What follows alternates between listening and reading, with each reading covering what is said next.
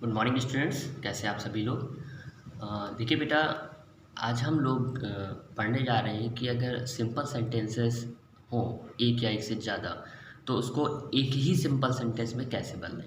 अगर ढेर सारे सेंटेंस आ जाएं जो कि सिंपल सेंटेंस में हो और उनको केवल एक ही सिंपल सेंटेंस में बदलना हो, तो हम कैसे बदलें। तो देखिए, इसके वैसे कई नियम हैं। इस तरीके के कई नियम हैं, हम कई तरीके से सिंपल सेंटेंस बना सकते हैं। बट हम लोग पार्टिसिपल पढ़ चुके हैं, प्रेजेंट पार्टिसिपल, पास्ट पार्टिसिपल और परफेक्ट पार्टिसिपल हम लोग पढ़ चुके हैं।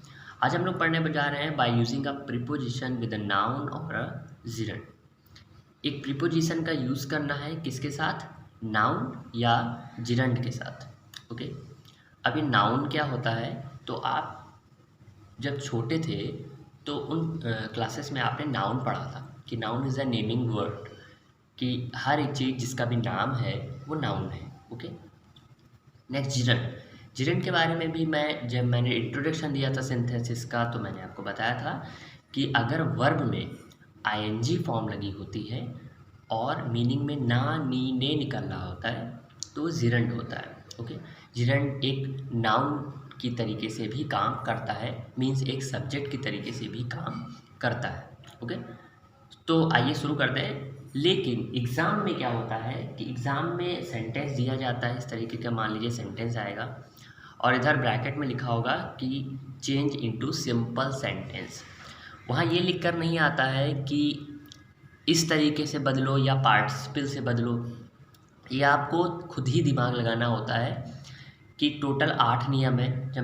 जब मैं सिंपल सेंटेंस कन्वर्ट करने बता रहा था, उसमें मैंने वीडियो में बताया था किन किन तरीक़ों से मैं बताऊंगा। तो टोटल 8 नियम है और 8 नियम में आपका ये दूसरा वाला नियम है। तो आप लोग को ये नहीं सोचना है कि अगर इस तरीके का सेंटेंस आएगा तो यही तरीका लगेगा, ज़रूरी नहीं है।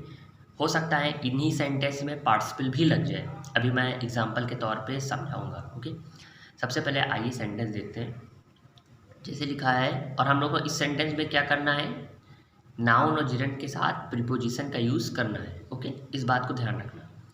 He is poor, he is happy. वह गरीब है, वह खुश है। अब इस सेंटेंस को हमको बनाना है इस फॉर्म में, यानी नाउन या जिरंड रखना है लेकिन प्रीपोजिशन के साथ। तो एक प्रीपोजिशन लिखिए सबसे पहले यहाँ पे, डिस्पाइट। क्या, डिस्पाइट। डिस्पाइट मीन्स होता है के बावजूद। ठीक है, तो आप यहाँ पे लिखिए डिस्पाइट पुअर, यानी गरीब होने के बावजूद। यही तो लग रहा है ना, बट ये सेंटेंस क्या हो जाएगा आपका, रॉन्ग हो जाएगा। अब देखिए कैसे, यहाँ पे क्या करना चाहिए था, मैंने आप लोग को बताया था जब कभी भी इज़, एम, आर, वॉज, वर इस टाइप का आता है तो आप वहाँ पे बीइंग का यूज़ करते हैं, बीइंग का। ओके, तो आप यहाँ पे कैसे लिखेंगे, डिस्पाइट बीइंग पुअर। भाई बी मिस होता है होने पर, बी मिस होता है होना, नहीं तो इसकी मीनिंग क्या निकलती कि गरीब के बावजूद, गरीब के बावजूद, ऐसे नहीं, गरीब होने के बावजूद। ओके, ही इज़ हैप्पी, वह खुश है। तो ये सेंटेंस सही है। ओके, अगर आप इसमें कुछ और लगाना चाहें तो अगर बन पा रहा है तो बना दीजिए, बट हम लोग अभी ये नियम पढ़ रहे हैं तो हम इस तरीके से बना सकते हैं कि गरीब होने के बावजूद वह खुश है। अब देखिए यहाँ पे एक सब्जेक्ट है, एक फाइनाइट वर्ब है, तो सब सारी चीज़ें हैं, यानी एक सिंपल सेंटेंस बनके हमारा कंप्लीट हो गया। जबकि ऊपर वाले दो यहाँ पर भी एक सब्जेक्ट था, यहाँ पर भी एक सब्जेक्ट था, यहाँ पे भी फाइनाइट वर्ब थी, यहाँ पे भी फाइनाइट वर्ब थी, तो अलग अलग था। ओके, नेक्स्ट देखते हैं। जैसे लिखा the Hunter killed a lion, शिकारी ने शेर को मार दिया। ही रिटर्न होम, वह घर लौट गया।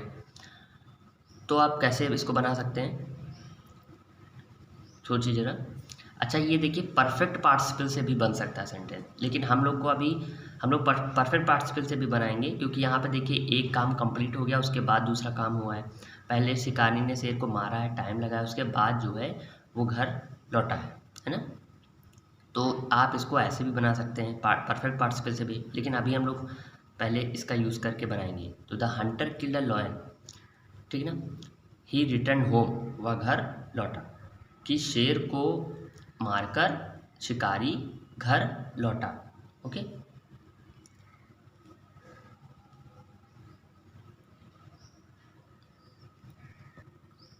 तो आप बना सकते हैं इसमें, आप यहाँ पे लिखिए कि आफ्टर, ये देखिए मैंने एक प्रीपोजिशन यूज़ करी है, प्रीपोजिशन, और उसके बाद क्या आना चाहिए, एक जिरंड भी लिख सकते हैं। तो आफ्टर किलिंग अ लॉयन, शेर को मारने के बाद, द हंटर रिटर्न होम। अब इस सेंटेंस को ज़रा ध्यान से समझिए तो थोड़ा सा समझ में आएगा। देखिए यहाँ पर मैंने आपको बताया था जब कभी टू आता है तो टू के बाद वर्ब की फर्स्ट फॉर्म होती है, वो इन्फिनिटिव होता है। लेकिन अगर और कोई भी प्रीपोजिशन आती है और फिर उसके आगे वर्ब आ जाए तो हमेशा आईएनजी फॉर्म में होती है, और ये जो आईएनजी है वो क्या है, जिरंड है। तो आफ्टर किलिंग अ लॉयन, शेर को मारने के बाद, देखिए जिरंड में ना नीने का यूज़ जरूर होता है, तो एक शेर को मारने के बाद शिकारी घर लौटा। अब जरूरी नहीं है कि भाई ऐसा सेंटेंस आ जाए तो प्रीपोजिशन विद अ नाउन और जिरंड का ही रूल है। भाई ये हमें परफेक्ट पार्टिसिपल से बन पा रहा है तो हम इसको परफेक्ट पार्टिसिपल से ही बना सकते हैं। ऐसा कोई नियम नहीं है कि नहीं ऐसे ही बनेगा, हम ऐसे भी बना सकते हैं कि हैविंग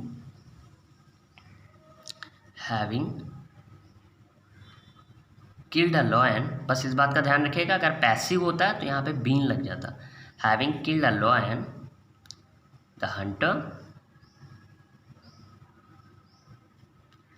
रिटर्न होम। ओके, आसान है कि शेर को मारकर और शिकारी घर लौटा, ऐसे भी बना सकते हैं। नेक्स्ट देखते हैं, नेक्स्ट क्या है हमारा, लिखा हुआ है सी बॉट द रेडियो, उसने रेडियो खरीदा, शी गिफ्टेड इट, और उसने उसे गिफ्ट कर दिया। ओके, ठीक है, तो इसको आप अगर बनाना चाहें तो ये भी आपका उससे बन सकता है, परफेक्ट पार्टिसिपल से बन सकता है कि एक काम पहले कंप्लीट हुआ है, उसके बाद भाई पहले खरीदोगे तभी तो किसी को गिफ्ट करोगे, खरीदते खरीदते तो दोगे नहीं, तो ये प्रेजेंट पार्टिसिपल से तो बनाना नहीं है। Buying the radio, she gifted it, ऐसे ना बना के हैविंग का यूज़ करें तो ज़्यादा अच्छा लगेगा। और अगर हैविंग नहीं यूज़ कर पा रहे तो आप यहाँ इसका जो मैं अभी पढ़ा रहा हूँ प्रीपोजिशन विद अ नाउन और जिरंड, तो आप उसका यूज़ कर सकते हैं। कैसे, देखिए आप यहाँ पे लिखिए आफ्टर के बाद वर्ब में आईएनजी फॉर्म आएगी। After buying the radio, she gifted it. Okay, अगर आप चाहे परफेक्ट पार्टिसिपल से बनाना तो आप कैसे बना सकते हैं, having bought the radio, she gifted it. तो समझ में आ रहा है ना आप लोगों को, कहीं कोई दबाव नहीं है। अगर सेंटेंस परफेक्ट पार्टिसिपल से बन पा रहा है तो वहाँ एग्ज़ाम में ये लिखकर नहीं आएगा कि नहीं परफेक्ट पार्टिसिपल से ही बनाओ या नहीं ऐसे ही बनाओ। वहाँ पे ऐसा कोई भी आप लोग के साथ दिक्कत नहीं होगी, सिंपल सा लिखा होगा, सिंपल सेंटेंस में चेंज करें। अब सिंपल सेंटेंस में 8 नियम है, कोई भी लगा दीजिए, अगर उस सेंटेंस में जो भी फिट बैठ रहा है वो सेंटेंस आपका करेक्ट माना जाएगा। तो आफ्टर बाइंग द रेडियो को खरीदने के बाद, सी गिफ्टेड इट, उसने उसे गिफ्ट कर दिया, या रेडियो को खरीद कर उसने उसे गिफ्ट कर दिया। अब नेक्स्ट देखते हैं, ही हैज़ मनी, उसके पास धन है, ही इज़ नॉट हैप्पी, वह खुश नहीं है। अब आप यहाँ पे क्या लिखा सकते हैं, डिस्पाइट वर्ड फिर बहुत अच्छा है ना, कि धन होने के बावजूद वह हैप्पी नहीं है ना। तो आप यहाँ पे अगर आप डिस्पाइट लगाते हैं, डिस्पाइट, तो डिस्पाइट के बाद हमको किस चीज़ की ज़रूरत पड़ेगी, वर्ब की ज़रूरत पड़ेगी। भाई प्रीपोजिशन के बाद वर्ब की ज़रूरत पड़ रही है। वर्ब क्या है, यहाँ पे हैज़ है, तो यहाँ पे आप हैविंग करेंगे। क्या करेंगे, हैविंग, क्योंकि भाई हैजिंग कोई नहीं होता है, आपने भी पढ़ रखा है, हैजिंग कोई हेडिंग नहीं होता है, हाँ हैविंग होता है। ओके, तो डिस्पाइट हैविंग मनी धन होने के बावजूद ही इज़ नॉट हैप्पी। अब इस सेंटेंस को अगर आप परफेक्ट पार्टिसिपल या पार्टिसिपल से बना रहे हैं तो नहीं बन पा रहा है ना। धन होकर, है ना, ऐसा कुछ नहीं मीनिंग निकल रही है। तो ये इसमें परफेक्ट पार्टिसिपल और कोई भी पार्टिसिपल नहीं लगाना है। ये इसमें चुपचाप आपका ये प्रीपोजिशन विद द नाउन और जिरंड का ही रूल लग रहा है। ओके, तो ये आराम से बनाया जा सकता है किसी भी तरीके से। Okay, good day. सॉरी, मैंने गुड डे आप लोग को पहले ही बोल दिया, जबकि एक्सरसाइज अभी रह गई।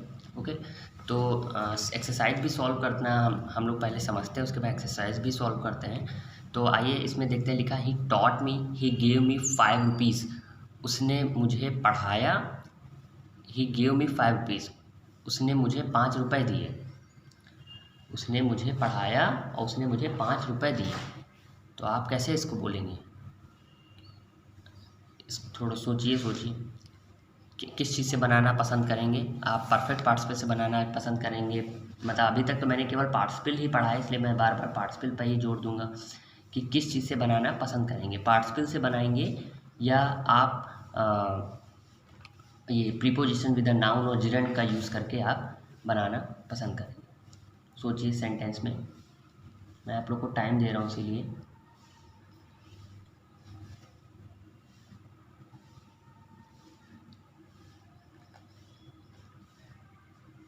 जी, काफ़ी ज़्यादा समय हो चुका है वैसे। अब तक आप लोग को सोच लेना चाहिए था कि हम कैसे बनाएंगे। नहीं समझ में आया? चलिए कोई बात नहीं। देखिए, जिन बच्चों को समझ में आ गया वो अच्छा, जिन्हें नहीं समझ में आया वो देखिए हम यहाँ पे बिसाइड्स का यूज़ कर सकते हैं। किसका? बिसाइड्स। बिसाइड्स में से होता है इसके अतिरिक्त या अलावा। देखो, उसने 2 काम किए, पढ़ाया भी है, पैसा भी दिया है ना। तो आप लिखिए बिसाइड्स, और ये प्रीपोजिशन है, इसलिए यहाँ पे जो भी वर्ब आएगी वो कैसी आएगी?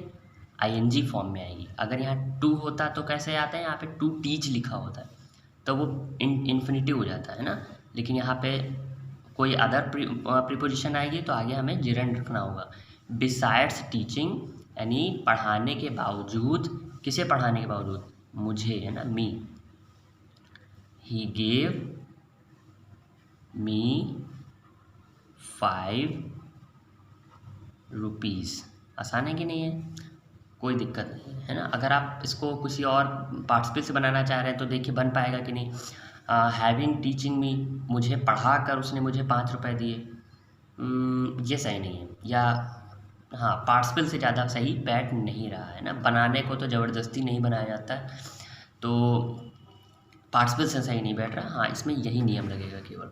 नेक्स्ट देखिए, her husband died, she heard the news, she fainted. उसका पति मर गया, उसने ये न्यूज़ सुनी और वह बेहोश हो गई। देखिए 3 सेंटेंस आ गए। बहुत अच्छा, बहुत अच्छी बात है, कोई दिक्कत नहीं है। उसका पति मर गया, उसने न्यूज़ सुनी और वह फेंट हो गई। अब ऐसे भी बना सकते हैं कि हियरिंग द न्यूज़, खबर सुनकर, ऑफ हस्बैंड्स डेथ, या हाँ, of husband death she fainted, ऐसे भी बना सकते हैं। या ऐसे बना सकते हैं hearing the news of her husband's death she fainted, ये तो भी बना ही सकते हैं। और साथ ही जो है, अगर आप जो नियम मैं अभी पढ़ा रहा हूँ उसके हिसाब से बनाए तो आप ऐसे बना सकते हैं। एक प्रीपोजिशन लिखिए यहाँ पे, ऑन हियरिंग। अभी मैं आपको पार्टिसिपल से भी बना के दिखाऊंगा। ऑन हियरिंग यानी सुनने पर। क्या सुनने पर? The news of her husband death. भाई अपने पति की, ये क्या है? की। ये क्या दिखाता है? ये अपॉस्ट्रोफी क्या दिखाता है? का, की, के दिखाता है। तो अपने पति की मृत्यु की, है ना, खबर को सुनने पर शी फेंटेड, वह बेहोश हो गई। तो भाई ये काम एक साथ करा जा सकता है। अब इसमें परफेक्ट पार्टिसिपल से मत बनाइए, क्योंकि ऐसा नहीं होगा पहले उसने खबर पूरी सुनी होगी फिर वो बेहोश हुई होगी। कुछ लोग ऐसे भी होते हैं कि एक बार बस सुना नहीं, सुनते सुनते अरे सुनो तो, और उतनी देर में वो बेहोश हो जाते हैं। ऐसा भी होता है। मतलब 2 काम एक साथ हो सकते हैं। आदमी किसी भी खबर को सुनते सुनते पूरी बात बिना सुने ही बेहोश हो सकता है। तो आप ऑन हियरिंग की जगह पे आप हियरिंग का भी यूज़ कर सकते हैं, मतलब प्रेजेंट पार्टिसिपल लगाइए, परफेक्ट पार्टिसिपल नहीं। Hearing the news of her husband's death she fainted. आसान है। नेक्स्ट देखिए, Ram killed Ravan he return to Ayodhya. Ram ने रावण को मारा, ही रिटर्न टू अयोध्या। आप ऐसे भी बना सकते हैं, प्रेजेंट पार्टिसिपल से भी बना सकते हैं कि, या सॉरी परफेक्ट पार्टिसिपल, भाई पूरा मारा होगा तभी तो वो लौटे होंगे।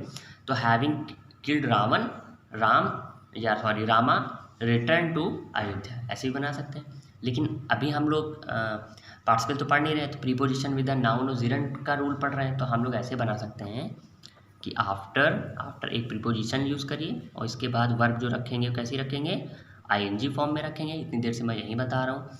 After killing Ravan